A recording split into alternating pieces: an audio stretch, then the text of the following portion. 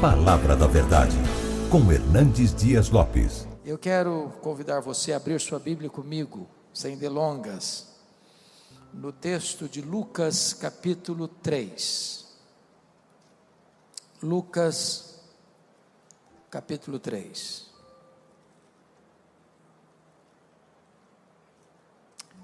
E vamos ler do verso 1 ao verso 20.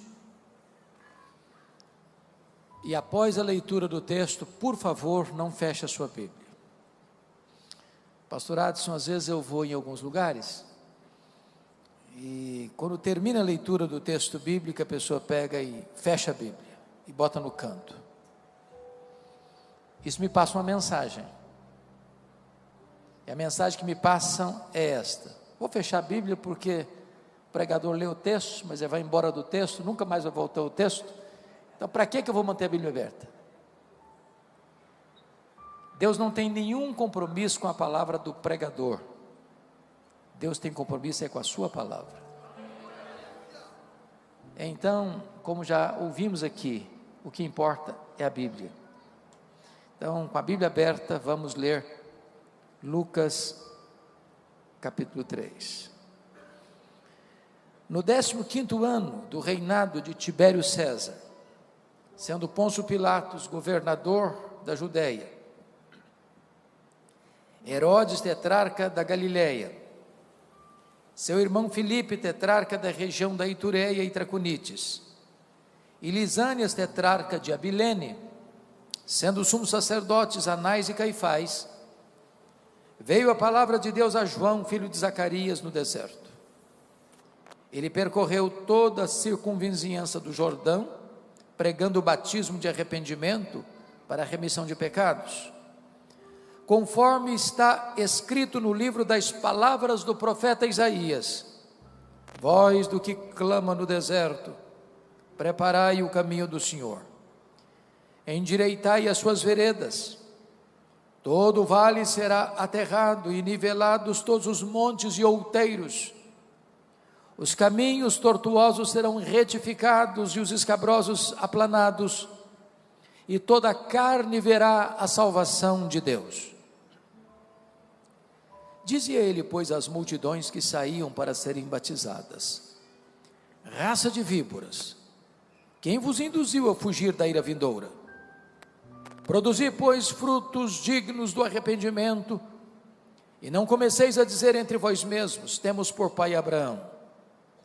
Porque eu vos afirmo que destas pedras Deus pode suscitar filhos a Abraão. E também já está posto o machado à raiz das árvores. Toda árvore, pois, que não produz bom fruto, é cortada e lançada ao fogo. Então as multidões o interrogavam, dizendo: que havemos de fazer? Respondeu-lhes: quem tiver 2 túnicas, reparta com quem não tem. E quem tiver comida, faça o mesmo.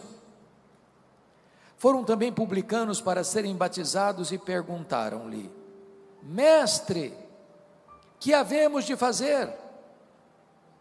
Respondeu-lhes: não cobreis mais do que o estipulado. Também soldados lhe perguntaram: e nós, que faremos? E ele lhes disse: a ninguém maltrateis, não deis denúncia falsa, e contentai-vos com o vosso soldo.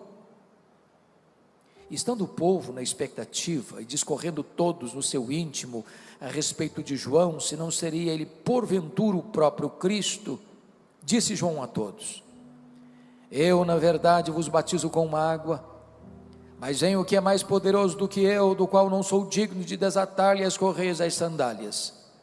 Ele vos batizará com o Espírito Santo e com fogo. A sua pá ele a tem na mão para limpar completamente a sua eira e recolher o trigo no seu celeiro, porém queimará a palha em fogo inextinguível. Assim, pois, com muitas outras exortações, anunciava o evangelho ao povo.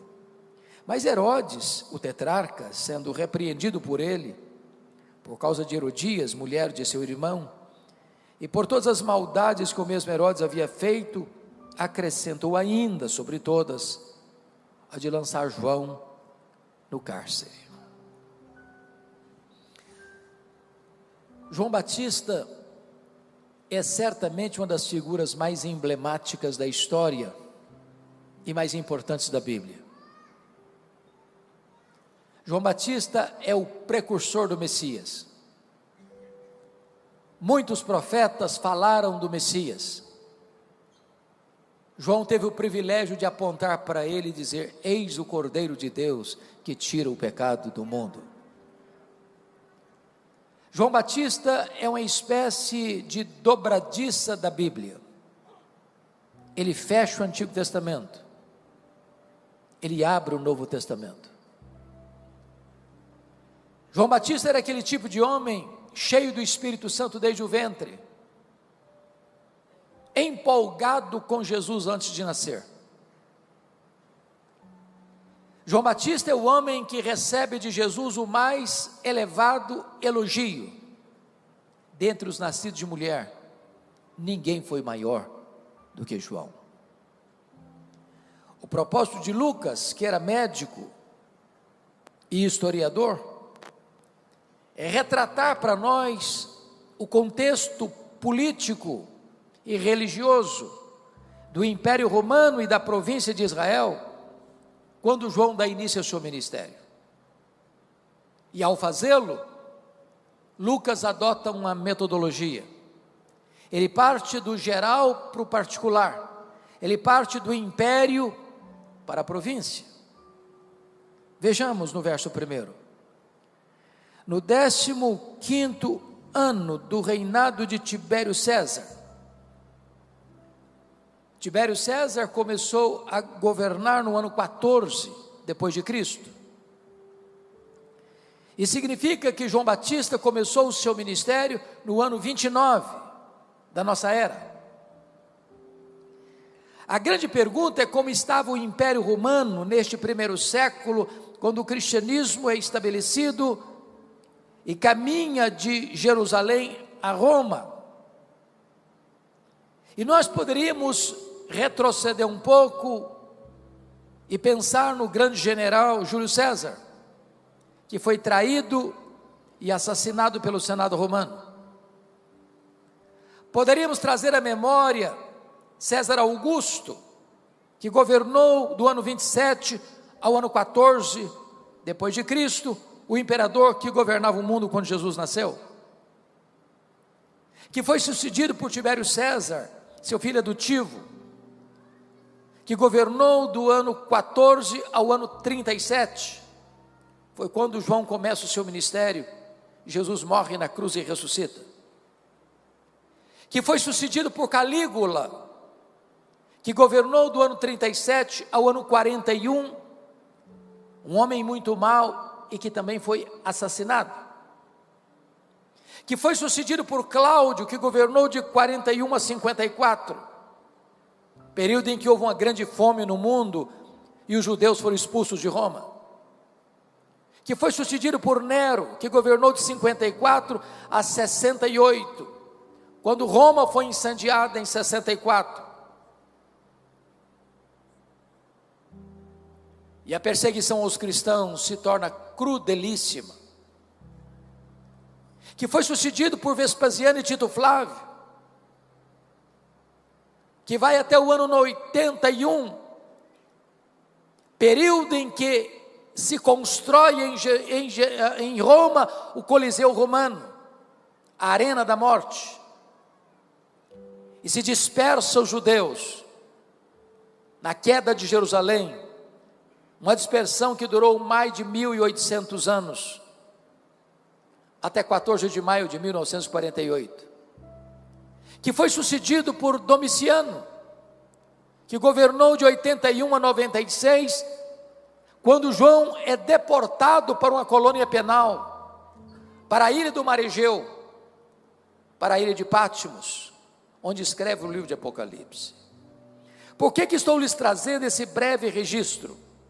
Apenas para demonstrar uma coisa: a maioria dos líderes mundiais atesta do poderoso Império Romano.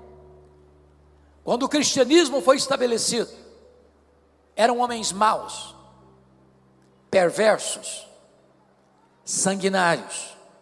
O cenário político do Império Romano era cinzento. Mas a pergunta é: como é que estava o cenário político da província de Israel quando João Batista dá início ao seu ministério?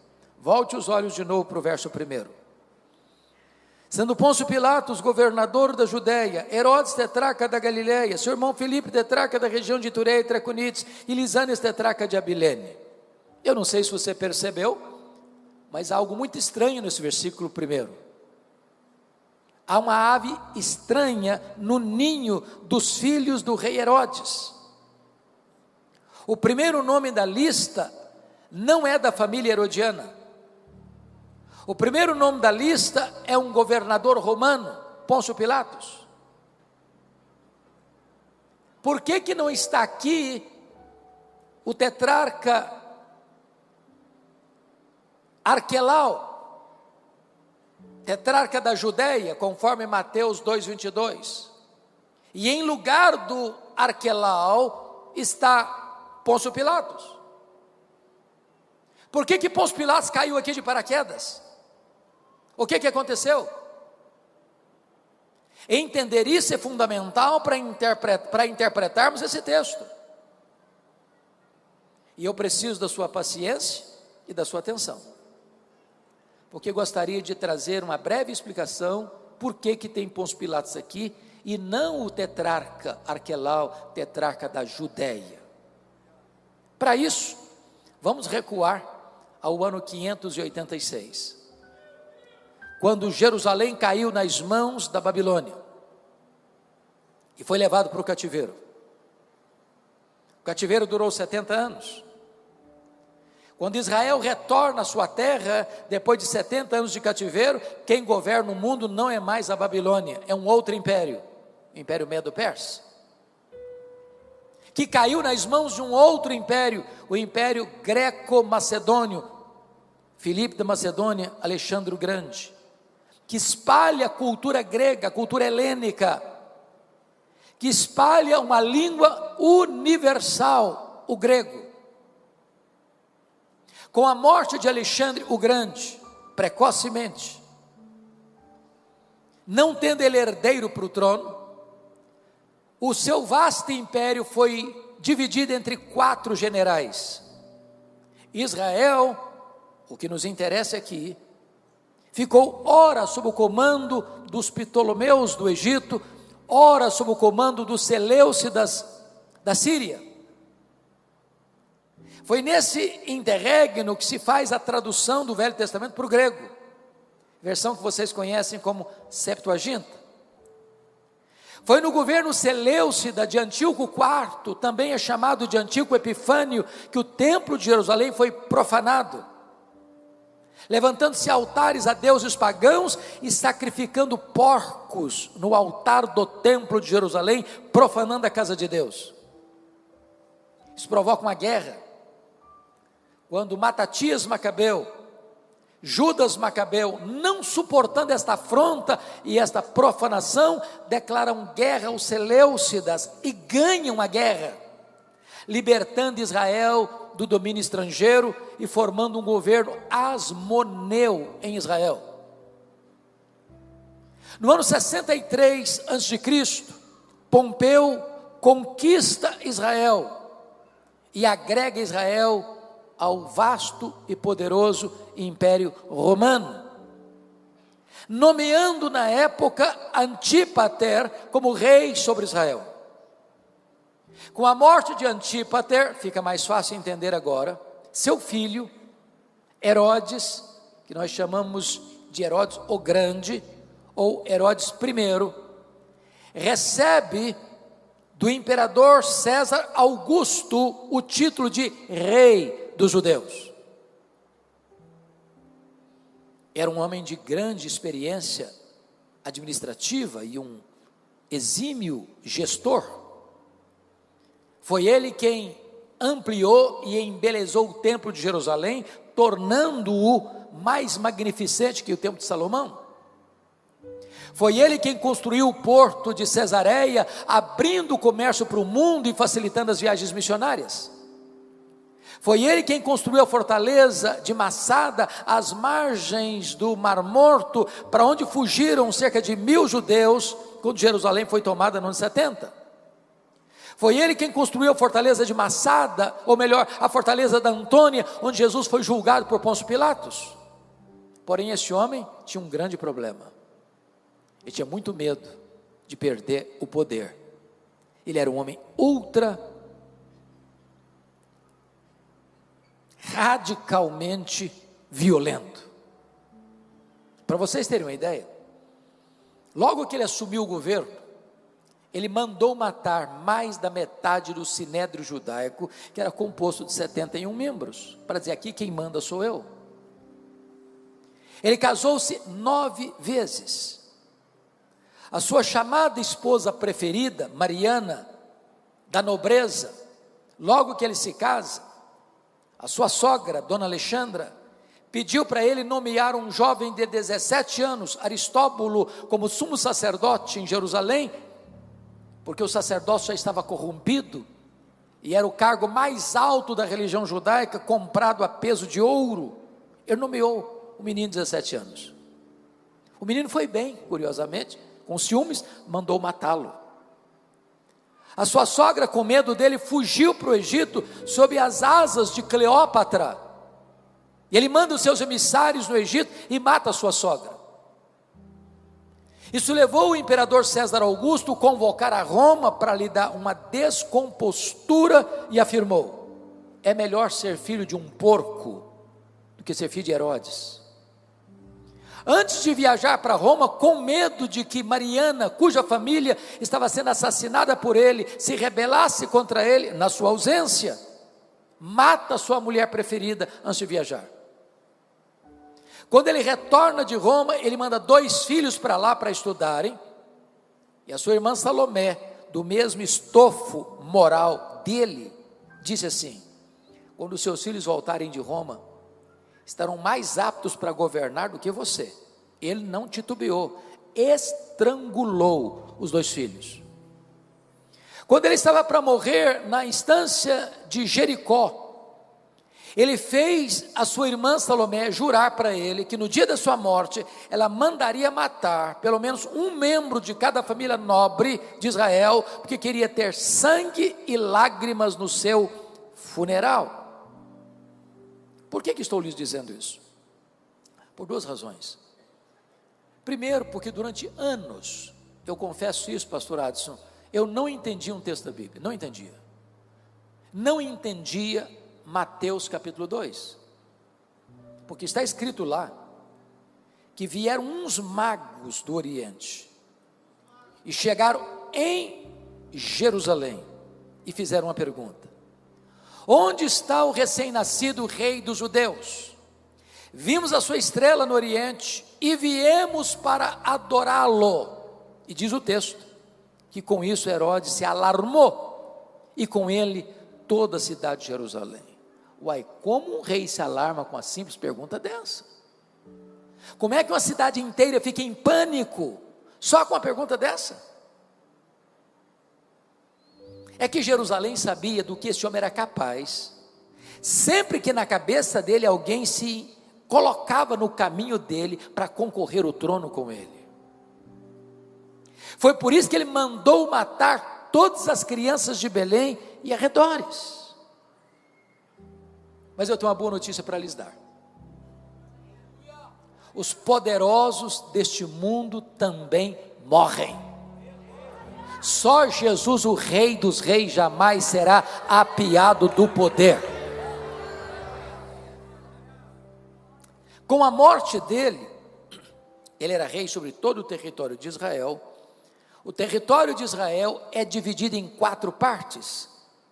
Nós chamamos isso de tetrarquia, ou governo de uma 4ª parte. A tetrarquia da Judéia foi dada a Arquelau, Mateus 2, 22. A tetrarquia da Galileia foi dada a Herodes, entenda-se aqui Herodes Antipas. A tetrarquia de Itureia e Traconites foi dada a Filipe, e a tetrarquia de Abilene foi dada a Lisânias. A pergunta é: por que o nome de Arquelau não está aqui? E por que no lugar do Arquelau está aqui Pôncio Pilatos? O problema é que o Arquelau foi tão mal, pior do que o próprio pai, que os judeus disseram para Roma assim: nós não aguentamos esse cara aqui, tira esse homem daqui, tira esse homem daqui. Preste atenção que Israel pertencia ao Império Romano, mas quem governava em Israel era a família Edomeia, era a família Herodiana. Roma, mais do que depressa, aproveita o ensejo, arranca Arquelau do poder e bota o pé dentro de Jerusalém, nomeando um governador romano. Pilatos não é o primeiro, Pilatos é o quinto. Mas agora eu faço a pergunta: esse time aqui, Pôncio Pilatos, Herodes Antipas, Filipe e Lisânias, era gente boa? Era gente boa? Não, homens maus, violentos. Ou seja, se o cenário político do império estava sombrio, o cenário político da província estava pior ainda, quando João Batista deu início ao seu ministério. Mas talvez você pergunte: quem sabe a religião seja o porto seguro das pessoas numa crise política, do império e da província, no cenário internacional e no cenário nacional. Mas como é que estava a religião? Olha o versículo 2: sendo sumos sacerdotes Anás e Caifás. O que você achou de estranho aí? Tem 2 sumos sacerdotes, só podia ter um. O sacerdócio estava corrompido. Para vocês terem uma ideia, do ano 14 a.C. ao ano 28 depois de Cristo, 28 pessoas ocuparam o cargo de sumo sacerdote, que era comprado a peso de ouro. O Anás era o sogro do Caifás. O Anás já tinha sido deposto, mas ele era tão influente que nos bastidores quem mandava era ele. Na verdade, ele era o sumo sacerdote de fato, quando o genro dele era apenas o sumo sacerdote de direito. Tanto é verdade que quando Jesus foi preso e interrogado, quem vai interrogar Jesus não é Caifás, é Anás. Mas quem vai dar a canetada para enviá-lo ao governador é Caifás. Ou seja, a religião está corrompida também. E a pergunta que eu faço a vocês é essa: tem esperança num cenário desse?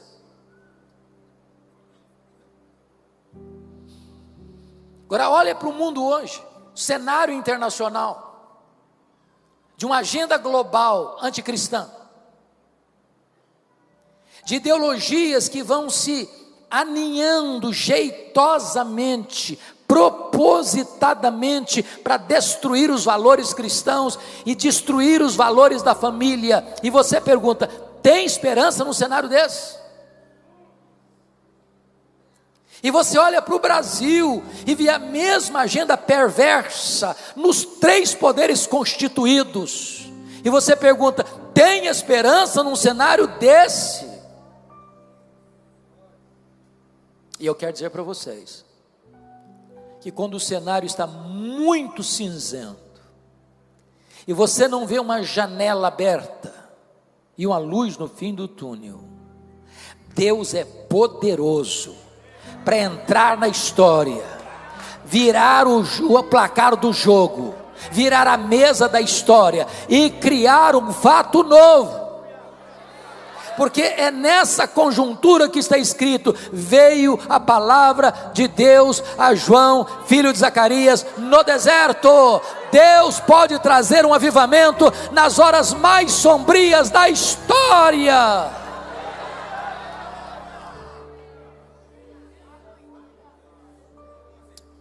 O que me impressiona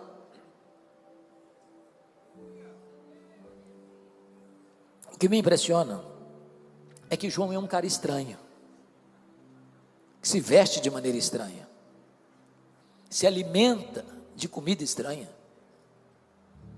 e que prega num lugar estranho. Meu amado irmão, não é o lugar que faz o homem, é o homem quem faz o lugar. Não importa se num grande centro urbano, não importa se numa cidade interiorana, não importa se numa região rural, não importa se debaixo de uma árvore, não importa se numa grande catedral ou num templo de chão batido, não importa se no deserto, se a palavra de Deus vier, as multidões vão se ajuntar para ouvir a palavra de Deus.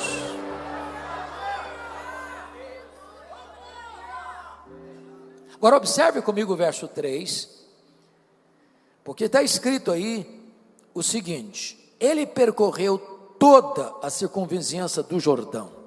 Isso não é uma informação, isso é uma agenda, isso é uma metodologia. Leia os profetas, leia João Batista, leia Jesus, leia os apóstolos, e todos eles pregaram lá fora, onde as pessoas estavam. Hoje nós queremos que as pessoas venham cá dentro, onde nós estamos. Eles gastaram as solas dos sapatos, nós gastamos o assento dos bancos. Eles tinham uma agenda centrífuga, nós queremos ter uma agenda centrípeta. Se nós quisermos impactar o mundo, nós teremos que ir lá fora, onde as pessoas estão. Agora notem, tem 400 anos que ninguém prega. De Malaquias a João Batista são 400 anos. Chamamos esse período de interbíblico ou de silêncio profético. Tem templo, tem música, tem festa, tem sacrifício, mas não tem palavra de Deus. Depois de 400 anos, a palavra de Deus veio a João. E alguém podia dizer para ele assim: ô João, esse povo não está acostumado com Bíblia, então vá devagar, pega leve, porque se você pregar uma mensagem muito forte, eles não vão aguentar. Só que João não era um profeta da conveniência.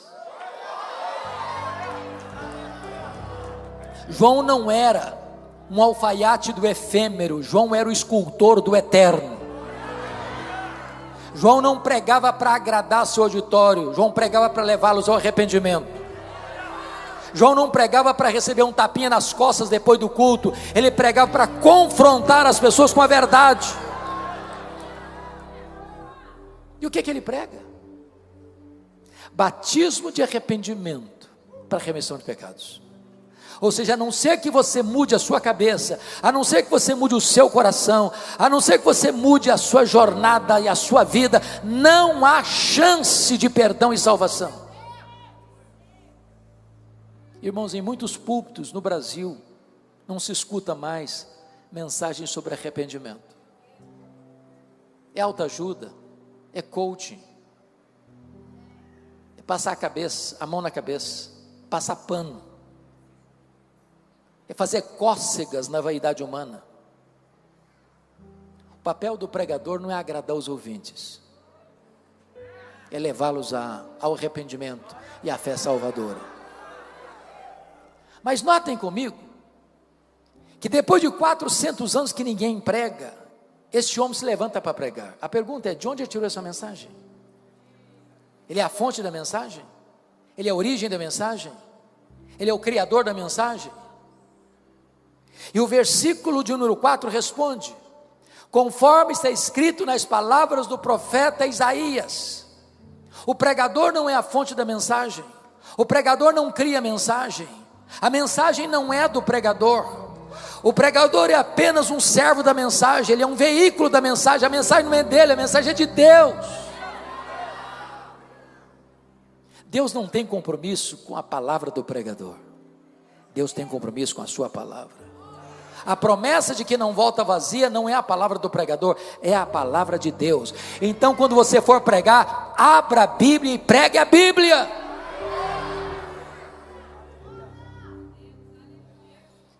Se você percebeu comigo no versículo 4, João Batista nos é apresentado aqui como engenheiro de trânsito do reino de Deus. voz do que clama no deserto, preparai o caminho do Senhor, endireitai as suas veredas. O pano de fundo desta declaração é que nos tempos antigos, o rei ou o imperador, ao ir visitar uma província longínqua com a sua comitiva real, não tendo estradas adequadas para a comitiva passar, ele mandava os seus engenheiros de trânsito para abrir estradas. João Batista é esse engenheiro de trânsito. E eu não estou falando de estrada, de topografia, está falando do seu, do meu, do nosso coração. E preparar o caminho do Senhor, para que o Senhor se manifeste, é o que nós chamaríamos de avivamento espiritual. Eu tive o privilégio, pastor Adson, de visitar um grande avivamento do século passado, na África do Sul, na missão Quassis Abantu. Ali, em 1966, o Espírito Santo foi derramado com grande poder. Ali cegos viram, ali tetraplégicos andaram, ali mortos ressuscitaram, ali foi construído numa fazenda, um templo para 15 mil pessoas, com 3 cultos por dia. Ali feiticeiros foram convertidos aos borbotões, e às vezes sem que ninguém fosse pregar para eles, eles eram tomados de convicção de pecado lá no campo, e saíam correndo e chorando, confessando os seus pecados, buscando salvação em Cristo Jesus. E eu perguntei para o pastor Erlo Stigen, o instrumento que Deus usou para aquele avivamento. Disse: pastor Erlo, o que é avivamento? Ele respondeu: avivamento é preparar o caminho do Senhor. A igreja não agenda avivamento, a igreja não promove avivamento, a igreja busca avivamento. A igreja prepara o caminho do Senhor para que Ele se manifeste. Mas o que é isso? O versículo 4 responde. O versículo 5 responde: todo o vale será aterrado, e nivelados todos os montes e outeiros, os caminhos tortuosos serão retificados, e os escabrosos aplanados. O resultado disso é um grande avivamento, descrito no versículo 6. E toda a carne verá a salvação de Deus. Mas do que ele está falando? O que é um vale? Um vale é uma depressão, é um lugar escuro, sombrio. Isso retrata as cavernas da nossa alma, as gavetas secretas do nosso coração, aquelas áreas sombrias onde se aninham pecados ocultos. Enquanto isso não for aterrado, enquanto isso não for tratado, enquanto isso não for resolvido, as chuvas do avivamento são retidas. O que são os montes de outeiros? Soberba. Onde tem nariz empinado, onde tem vaidade e arrogância, aí o Senhor não age, avivamento não chega, porque Deus resiste ao soberbo. O que é o caminho torto? É vida dupla, é hipocrisia, é falta de integridade. E onde há máscaras espirituais, aí o Senhor não age. O que é o caminho escabroso? A palavra significa fora do lugar. O que é que está fora do lugar na nossa vida? Enquanto a nossa vida não estiver alinhada com a boa, agradável e perfeita vontade de Deus, as chuvas são retidas. Mas quando a igreja acerta a sua vida com Deus, quando a igreja experimenta uma profunda reforma espiritual, então chega o poderoso avivamento mandado por Deus desde as alturas, e toda a carne verá a salvação de Deus. Mas uma outra pergunta ao texto: quem estava ouvindo João Batista no deserto? Notem comigo, versículos 7 e 10, que Lucas fala não de multidão, mas fala de multidões. E quando você lê Mateus 3, Marcos 1, Lucas 3, você vai entender por que fala de multidões. Porque toda a circunvizinhança do Jordão estava no deserto, Toda a província da Judéia estava no deserto, toda a cidade de Jerusalém estava no deserto. Agora você vai ler no versículo 12, fala aí que os publicanos estavam lá, e você vai ler no versículo 14, e você vai ver que os soldados estavam lá. Por que é importante ressaltar isso?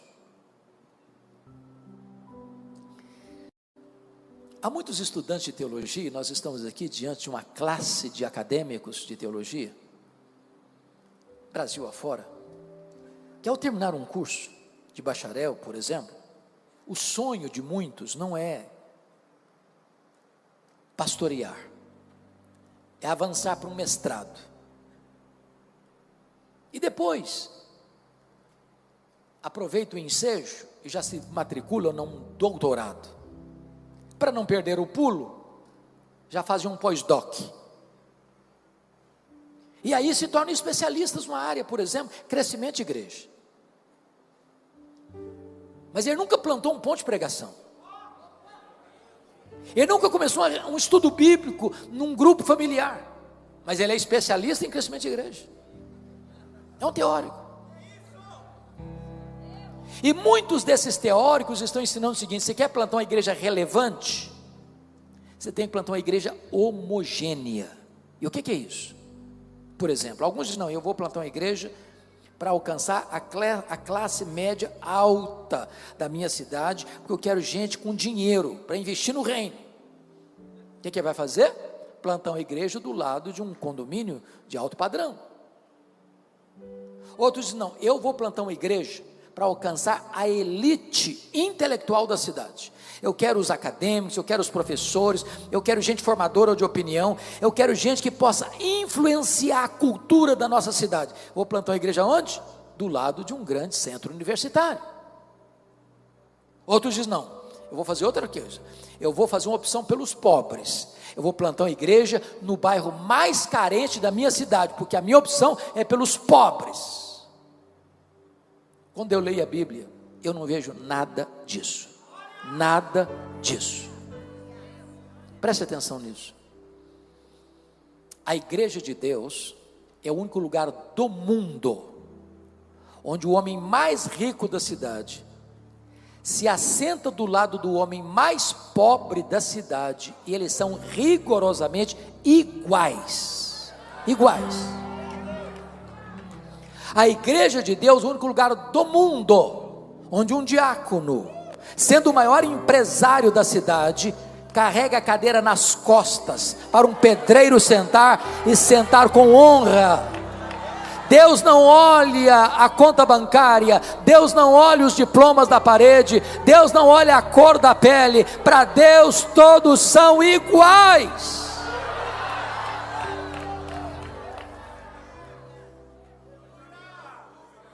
Mas ainda podemos perguntar ao texto: quais foram as ênfases de João Batista nesta pregação de avivamento?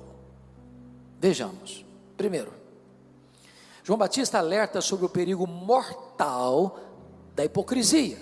Olha o verso 7. Dizia ele, pois, às multidões que saíam para serem batizadas: raça de víboras! E eu fico escandalizado com João Batista.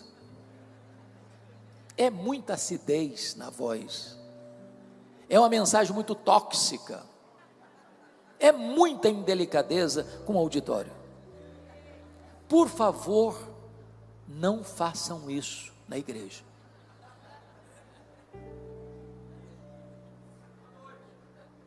Eu não sei se o Adson fizer isso aqui, se vai dar certo. É melhor não fazer.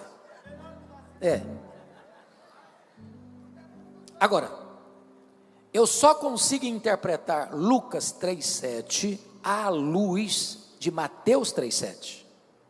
O que é que está lá no texto paralelo que não está aqui? Lá está escrito que quando João olha essas multidões vindo, ele vê muitos fariseus e saduceus. Então diz: raça de víboras. Eu não sei quanto a você, mas tem hora que quando eu começo a ler a Bíblia, não me dá quase urticária quando começo a ler sobre os fariseus. Pensa num time complicado. Andava com lupa para enxergar os pecados dos outros, mas não viam os seus próprios. Jesus chamou essa gente de hipócritas. Agora, por favor, entenda isso. Os fariseus não foram sempre assim, não. Quando eles surgiram? Por que eles surgiram? Eles surgiram exatamente nesse período interbíblico para resistir à avalanche de influência da cultura grega, da helenização, diríamos hoje. Eles resistiram à secularização da igreja da época. Era um grupo de reforma e reavivamento, que lutavam pela ortodoxia e pela piedade. Mas com o tempo, eles perderam a essência e mantiveram a forma, e Jesus os chamou de hipócritas. Quem eram os saduceus? Era também do mesmo período um grupo de resistência à cultura helênica, que primava pela ortodoxia e pela piedade da elite da sociedade, mas sucumbiu rapidamente à cultura grega. É por isso que eles não acreditavam em anjos, não acreditavam em ressurreição, não acreditavam em todo o Velho Testamento, só no Pentateuco. E eles tornaram-se colaboracionistas de Roma e ganharam como moeda de troca a mina de ouro da religião judaica, que era a exploração do templo. Vocês sabem que tudo girava em torno do templo. Nas festas, por exemplo, caravanas iam do mundo inteiro a Jerusalém, a população quintuplicava, porém, nenhum adorador podia vir do seu lugar mais longínquo da terra e com dinheiro estrangeiro comprar sequer um cordeiro, uma pomba, uma rola para sacrificar. Tinha que primeiro trocar a moeda, e não podia trocar fora do templo, não, tinha que trocar lá na praça do templo com os cambistas, com taxas abusivas para embolsar essa grana. Nenhum adorador podia trazer de casa um cordeiro, uma pomba, uma rola, tinha que comprar lá na praça do templo e por preços abusivos, para eles se enriquecerem. Foi por isso que Jesus pegou o chicote e virou as mesas, e abriu as gaiolas, e abriu os currais de ovelhas, e disse: vocês estão transformando a casa do meu pai, casa de oração, em covil de salteadores. O que é um covil? É o lugar que o ladrão rouba e foge para lá para se esconder. Jesus está vendo essa gente vindo, e ele disse: raça de víboras. Por que ele disse isso? Porque para Jesus a hipocrisia é pior do que o veneno das víboras. Porque o veneno das víboras, quem botou nelas foi Deus, mas a hipocrisia, quem bota no coração, é o diabo. Segundo lugar, João Batista alerta sobre o perigo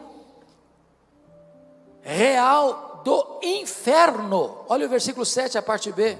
Quem vos induziu a fugir da ira vindoura? E eu fico chocado de novo com João Batista. Meus irmãos, tem 400 anos que ninguém prega, e o camarada se levanta para pregar o primeiro sermão e prega sobre inferno.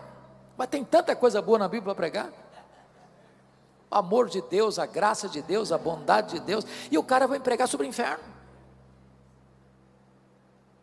Eu posso até garantir a vocês que os pastores que estão aqui presentes são testemunhas disso. Você nunca vai ver um pregador pregar um sermão sobre o inferno e receber um tapinha nas costas na porta da igreja. Esse pastor, que sermãozaço que o senhor pregou hoje à noite. Estou indo para casa até mais leve. Dá ibope não. Mas é melhor ouvir sobre o inferno do que ir para o inferno. A terceira ênfase da pregação de João Batista, preste atenção nisso, ele alerta sobre o perigo do falso arrependimento. Olha o versículo 8: produzi, pois, frutos dignos do arrependimento. Não é arrependimento e novamente arrependimento, é arrependimento e frutos dignos de arrependimento. Por que é importante ressaltar isso? Porque floresce aqui em São Paulo, e Brasil afora, e mundo afora, uma falsa teologia, chamada de hipergraça.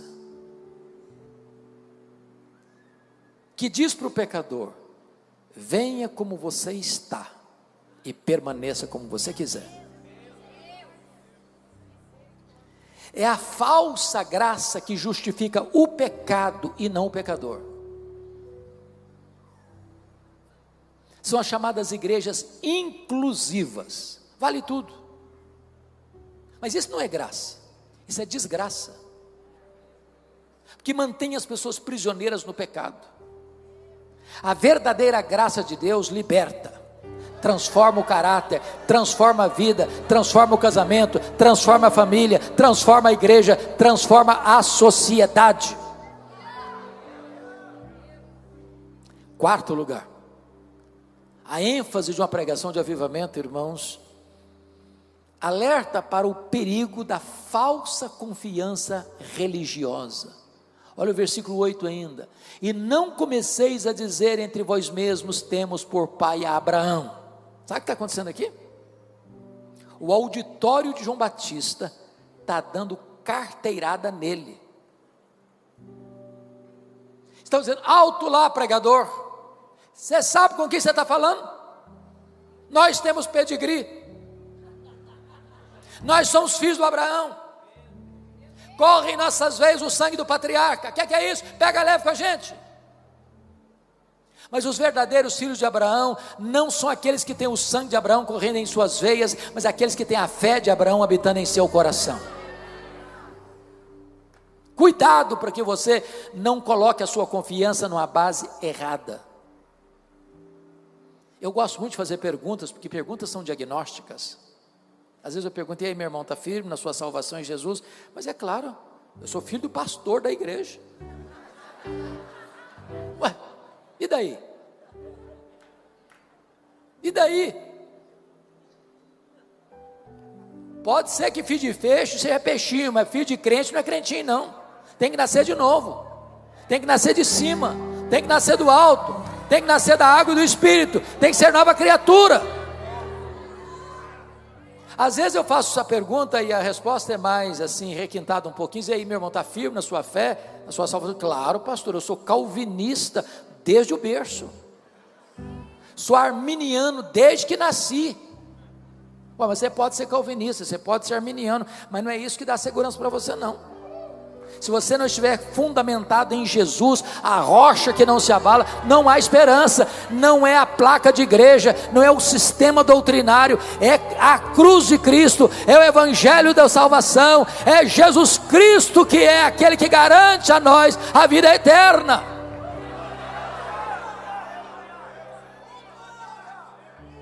Mas em último lugar, a ênfase de João Batista num sermão de avivamento é mostrar o perigo, irmãos, de uma vida infrutífera. Olha o versículo 9: e também já está posto o machado à raiz das árvores. Toda árvore, pois, que não produz bom fruto, é cortada e lançada ao fogo. Sabe o que ele está dizendo? Você quer saber se o cara é crente mesmo? Não escute o que ele fala, veja o fruto que ele produz. Bom, vamos avançando no texto e fazer outra pergunta. Esse tipo de pregação produz resultado? E a resposta está no texto. Vamos ver o primeiro resultado, versículo 10 e 11.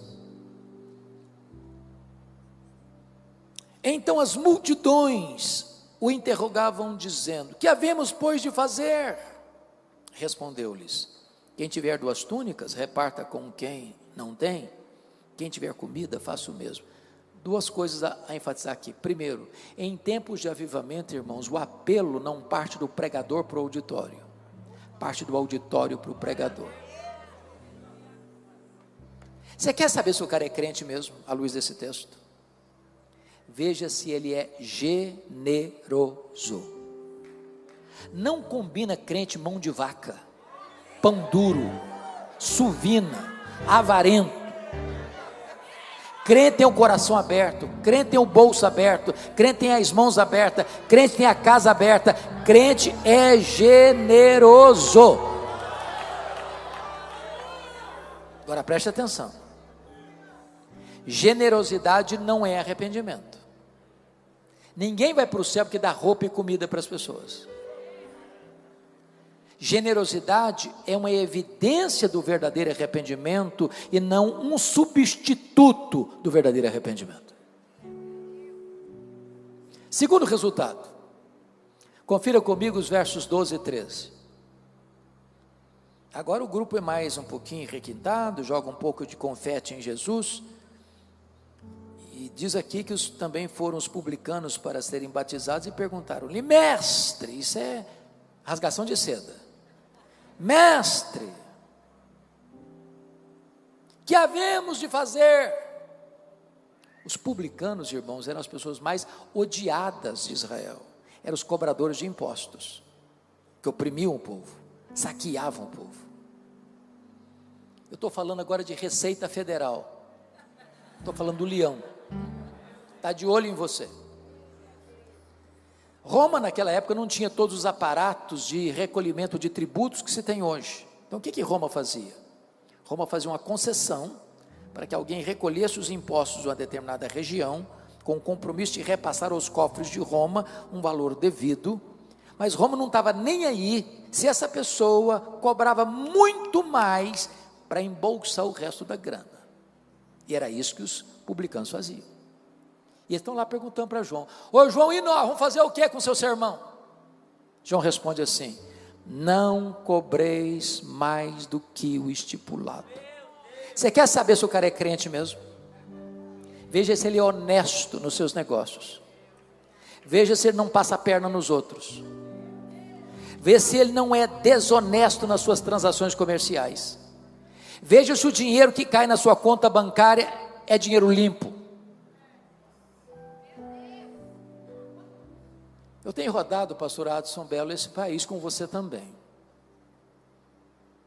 e eu acho que a igreja evangélica brasileira precisa de um choque ético.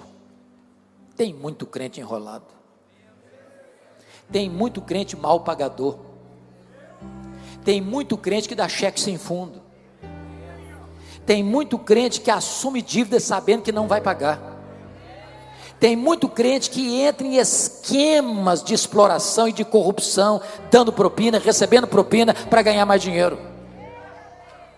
O evangelho transforma o caráter, a vida, as transações comerciais.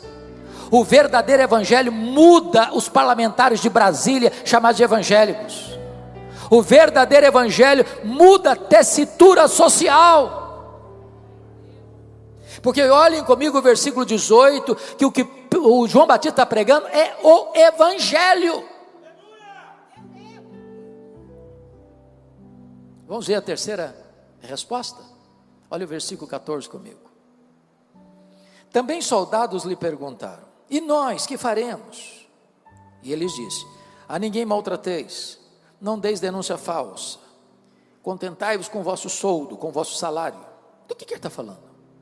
Ele está falando de soldados romanos, fardados, estavam lá, ouvindo João Batista.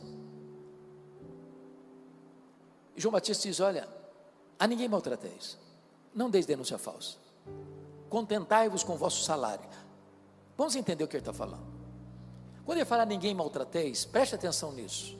Qualquer líder, seja ele militar, civil, religioso, tem que tomar cuidado, porque às vezes a pessoa do topo da sua liderança pode olhar alguém de cima para baixo e machucar pessoas.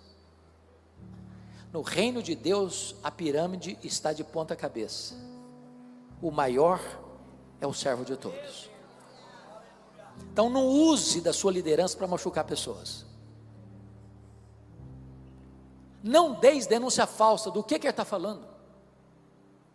O que ele está falando é o seguinte: os soldados estavam mancomunados com os cobradores de impostos para receberem propina. Então eu vou ilustrar isso. Como é que é o seu nome, irmão? Rubens. Vou pegar o Rubens aqui com a permissão dele para ilustrar. Imagine que chegava na casa do Rubens o cobrador de imposto, o publicano. Disse: Rubens, eu vim aqui avisar você que o imposto que você vai pagar esse ano é tanto. O Rubens dava um suspiro e dizia: eu não posso pagar isso tudo. Se eu for pagar esse tanto de imposto esse ano, a minha família vai passar necessidade. O cobrador de imposto dizia: Pois é esse tanto que você vai. Não discutia. Veja se ele não faz negociatas, rasteiras, nos bastidores escuros da corrupção, para se enriquecer. Veja se ele não vende a alma para o diabo para ganhar mais dinheiro. Veja se ele não entra em esquemas para receber propina, para cair dinheiro sujo na sua conta. Veja se ele é honesto e vive do seu salário e não da riqueza mal adquirida. Eu sei que essas coisas não acontecem mais no Brasil, né, irmãos? Mas nunca é demais alertar, não é verdade? Bom, deixa eu terminar. Me permita falar 3 coisas agora do pregador. A primeira coisa que o pregador vai nos ensinar nesse texto, está no versículo 15 e 16. Preste bem atenção. Estando o povo é um coletivo das multidões dos versos 7 e 10. O povo, estando o povo na expectativa e discorrendo todos, não alguns, não a maioria, discorrendo todos, no seu íntimo a respeito de João, se não seria ele porventura o próprio Cristo, disse João a quem? A todos. Eu, na verdade, vos batizo com água. Mas venho que é mais poderoso do que eu, do qual não sou digno de desatar-lhe as correias das sandálias, ele vos batizará com o Espírito Santo e com fogo. Primeira coisa que eu quero destacar, é que o pregador precisa conhecer a sua identidade. Vamos entender isso aqui. Meus irmãos, tem 400 anos que ninguém prega. Aí João Batista começa a pregar no deserto e as multidões vão para lá, vão para lá, vão para lá. E ele se autodenomina como voz do que clama no deserto: preparai o caminho do Senhor. De repente, toda a multidão, todo o povo, sem exceção, começa a pensar, começa a cogitar, e começa a entender uma coisa. Vocês querem saber de uma coisa? Esse João aí não é precursor do Messias, é coisa nenhuma. Ele é o próprio Messias, é ele mesmo, não pode ser outro, é ele. Ô gente, todos os votos que entraram na urna para candidato a Messias, foram dados a João Batista. Nenhum voto em branco, nenhum voto em nulo. E essa perspectiva de todo o povo se transforma numa pergunta sutil, com palavras sedosas, aveludadas, como o sibilo da serpente, que beija os ouvidos de João Batista. E a pergunta era esta: porventura, tu não és o próprio Cristo? Olha a tentação aí, olha o perigo aí, a isca venenosa aí. Muitos outros assim se levantar dizendo: eu sou Cristo, eu sou Cristo, eu sou Cristo. Mas João não, João está cercado de uma multidão, e a multidão unânime está dizendo: não, você, não é você o Cristo, você o Cristo, é você mesmo. Se João tivesse engolido aquela isca venenosa, ele podia dar uma coçada na cabeça. Bom, quer dizer, pensando bem, eu acho que eu sou um fenômeno. Tem 400 anos que nunca ninguém juntou tanta gente. Mas ele não engoliu a isca venenosa, não. Ele foi categórico: não, eu não sou o Messias, eu vim preparar o caminho do Messias. Eu não sou o verbo, eu sou apenas uma voz que clama no deserto. Eu não sou a luz, eu aponto para Jesus e digo: esta é a verdadeira luz que vindo ao mundo ilumina todo homem. Eu não sou o cordeiro, eu aponto para Jesus e digo: este é o cordeiro de Deus que tira o pecado do mundo. Eu não sou o noivo, eu sou apenas um amigo do noivo. Eu batizo com água, mas aquele que vem depois de mim é mais poderoso que eu, e ele vos batizará com o Espírito Santo e com fogo. Eu não sou sequer digno de me curvar, desatar as correias das suas sandálias. Eu tenho um lema de vida: convém que ele cresça e que eu diminua.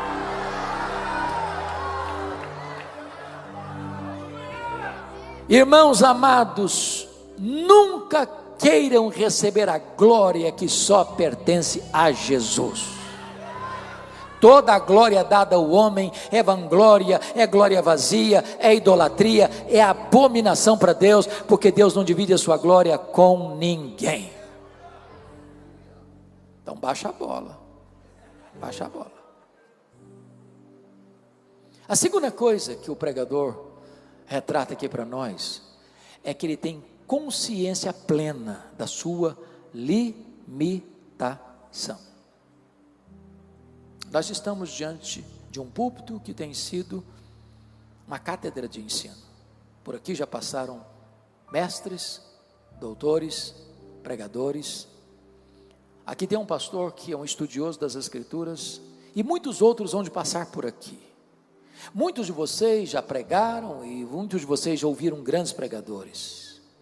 Mas todo pregador, todo, sem exceção, é rigorosamente limitado. Eis que diz o versículo 16: eu batizo com água, mas aquele que vem depois de mim é mais poderoso do que eu. Ele vos batizará com o Espírito Santo e com fogo. Sabe o que ele está dizendo? Meus irmãos, não importa o pregador, nós só conseguimos falar aos ouvidos. Só o Espírito Santo consegue falar ao coração.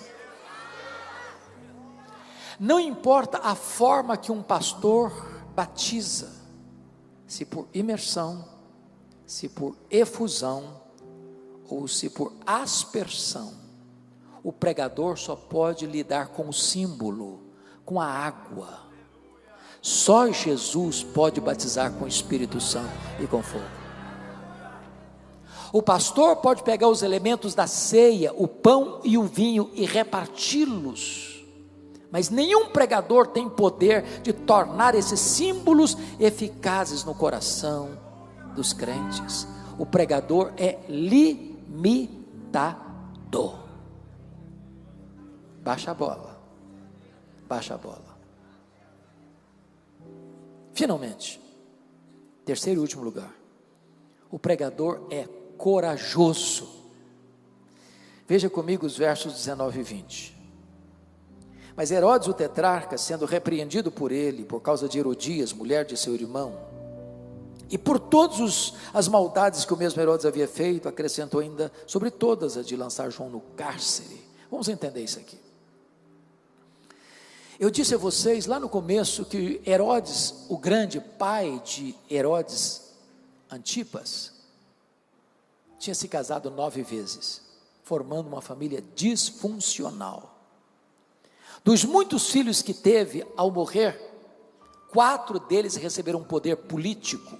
Arquelau, tetrarca da Judeia; Herodes Antipas, tetrarca da Galileia; Filipe, tetrarca de Itureia e Traconites; e Lisânias, tetrarca de Abilene. Mas ele teve muitos outros filhos, dentre eles Filipe primeiro, porque esse Filipe aqui é o segundo, morava em Roma, casado com Herodias. Herodias também era neta de Herodes o Grande, de tal maneira que Herodias não era só cunhada de Herodes Antipas, era também sobrinha. O pecado de Herodes não foi só de adultério, foi também de incesto. Herodes Antipas, esse aqui, era casado com a filha do rei Aretas, dos nabateus, que moravam em Petra. E ele chega em Roma, e a sua cunhada se engraça com ele, e ele com ela. E Herodias disse para Herodes assim: se você me prometer se divorciar da sua mulher, a filha do rei Aretas, eu largo o seu irmão e vou com você para Galileia. Herodes topou. Agora preste atenção na cena. Um dia, o Herodes desembarca na Galileia com a Herodias a tiracolo. João Batista, que era cara de leão, não tinha medo de ninguém, botou o dedo na cara do tetrarca e disse: não te é lícito possuir a mulher do teu irmão. Ele sabia que estava mexendo num vespeiro, num ninho de cobras. Ele sabia que seria odiado por isso e foi. Aliás, foi preso por causa disso. Preso aonde? masmorra de Maquerós. Sabe onde fica Maquerós? Do lado do Mar Morto, 45 a 50 graus todo dia. O maior homem dentre os nascidos de mulher está preso por pregar a verdade e confrontar o pecado. Herodes às vezes gostava de ouvi-lo, mas quando Herodes ia ouvi-lo, sabe de que assunto João Batista tratava com ele? Juízo final. E aí o cara sai mais desesperado. Um dia, comemorando o seu aniversário, Herodes convida os seus amigos, seus convivas, todos chapados. Entra agora a filha de Herodias e dança diante dele com muita desenvoltura. E o rei o tetrarca dá para ela um cheque em branco assinado, diz: pode pedir o que você quiser. A menina, tão perigosa quanto a mãe, disse: mamãe, estou com um cheque em branco assinado, o que é que eu peço? Herodias disse: peça a cabeça de João Batista numa bandeja. O carrasco sai lá da Galileia, vai lá no Mar Morto, tira o João Batista da prisão, bota a cabeça dele num cepo e tosa a cabeça dele com a espada. E agora, aquela cabeça pingando sangue, entra na festa da iniquidade, como bolo da profanação. E você sai dessa festa, dessa cena, horrorizado, chocado, perplexo. Diz: meu Deus, que tragédia, que fim infeliz, inglório. Mas João Batista não pensava assim. João Batista entendia que é melhor você estar preso com a consciência livre do que você estar livre com a consciência presa. João Batista entendia que é melhor você perder a cabeça com honra do que você viver com desonra. João Batista nos ensina que o que importa não é como um homem morre, mas como ele ressuscita. Eu pergunto a vocês: que pai, que mãe, hoje, bota o nome num filho de Herodes? Só um louco, ou um desavisado. Mas João Batista, embora morto, ainda fala. A história dele ainda toca a nossa vida. O exemplo dele ainda nos inspira. E a morte dele nos encoraja.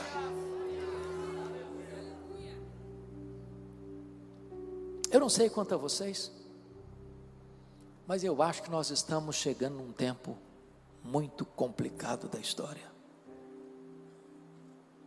Não tem espaço mais para crentes covardes. É hora de se posicionar e aprendermos o que João Batista viveu e nos ensinou com seu exemplo. Se vivemos, para o Senhor vivemos. Se morremos, para o Senhor morremos. Quer pois vivamos, quer pois morramos, nós somos do Senhor. Que Deus nos ajude nesta noite. Amém.